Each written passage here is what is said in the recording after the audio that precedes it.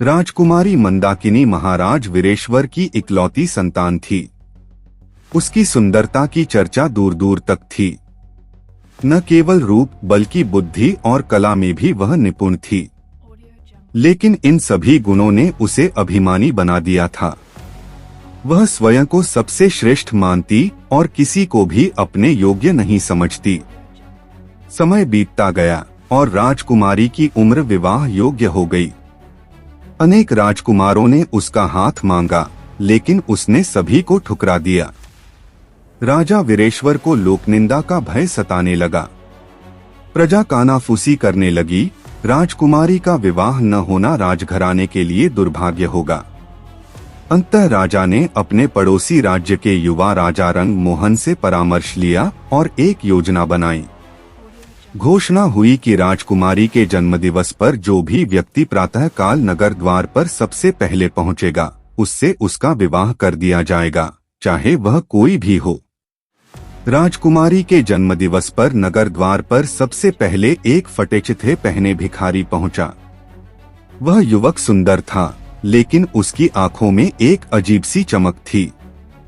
महाराज ने बिना किसी धूमधाम के उसका विवाह राजकुमारी से करवा दिया। मंदाकिनी क्रोध से जल उठी। उसने राजा से अनुनय विनय की, रोई, लेकिन उसके पिता ने उसकी एक न सुनी। विवाह के तुरंत बाद भिखारी को कुछ स्वर्ण मुद्राएं देकर राज्य छोड़ने का आदेश दे दिया गया। भिखारी मंदाकिनी का हाथ पकड़कर महल से बाहर निकल गया। मंदाकिनी को अब पैदल ही जंगल पार करना पड़ा। वह क्रोधित थी, लेकिन भिखारी प्रसन्नचित्त गुनगुनाता चला जा रहा था। जंगल में एक छोटी सी झोपड़ी में पहुंचकर उसने मंदाकिनी से कहा, अब यही तुम्हारा घर है। हमें खाने के लिए जंगल से कंदमूल और लकड़ियां लानी होंगी। राजकुमारी के लिए यह जीवन अत्यंत कठिन था, लेकिन भिखारी उसके साथ प्रेम से व्यवहार करता, जिससे वह धीरे धीरे इस जीवन को स्वीकार करने लगी। कुछ दिनों बाद वे एक गांव में पहुंचे। भिखारी ने कुछ पैसे जुटाए और मिट्टी के बर्तन खरीदे। उसने मंदाकिनी से कहा, इन्हें बाजार में बेच आओ। पहले तो मंदाकिनी ने मना कर दिया, लेकिन जब भिखारी ने कहा कि वह उसे छोड़कर चला जाएगा, तो मजबूर होकर वह बाजार गई। उसे न बर्तन बेचना आता था, न ही ग्राहकों से विनम्रता से बात करना। एक घुड़सवार युवक ने उससे बर्तनों के दाम पूछे, लेकिन उसकी रूखी आवाज सुनकर वह बिना खरीदे चला गया। तभी उसके घोड़े की टक्कर से सारे बर्तन टूट गए। मंदाकिनी के लिए यह बड़ा झटका था। वह रोती हुई घर लौटी। भिखारी ने उसे सांत्वना दी, लेकिन अगले दिन कहा, अब हमारे पास कुछ भी नहीं बचा। हमें कोई और काम ढूंढना होगा।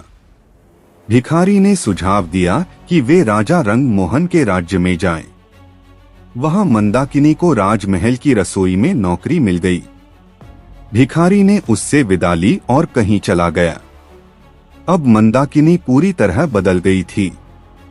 वह अत्यंत विनम्र और परिश्रमी बन गई थी। बसंत पंचमी के दिन राजा रंग मोहन के जन्मदिन पर सभी सेवकों को पुरस्कार देने का आयोजन हुआ। मंदाकिनी को भी दरबार में बुलाया गया। राजा ने मंदाकिनी की ओर देखा और मुस्कुराते हुए कहा, मंदाकिनी, मैं तुम्हें रानी बनाना चाहता हूँ। मंदाकिनी चौंक गई। उसने सिर झुका लिया और कहा, महाराज, आप अधर्म की बात कर रहे हैं। मैं विवाहित हूँ। मेरा पति भिक्षुक ही सही, लेकिन वह ही मेरा सर्वस्व है। कृपा कर मेरे पति को ढूंढने में मेरी सहायता करें। राजा कुछ देर के लिए मौन रहे और फिर दरबार से बाहर चले गए। थोड़ी देर बाद जब वे वापस आए तो उनके साथ वही भिखारी था। मंदाकिनी उसे देखते ही दौड़कर उसके पैरों पर गिर पड़ी। भिखारी मुस्कुराया और कहा, मंदाकिनी, मुझे ध्यान से देखो। क्या तुम्हें मुझ में और राजा रंग मोहन में कोई समानता नहीं दिखती?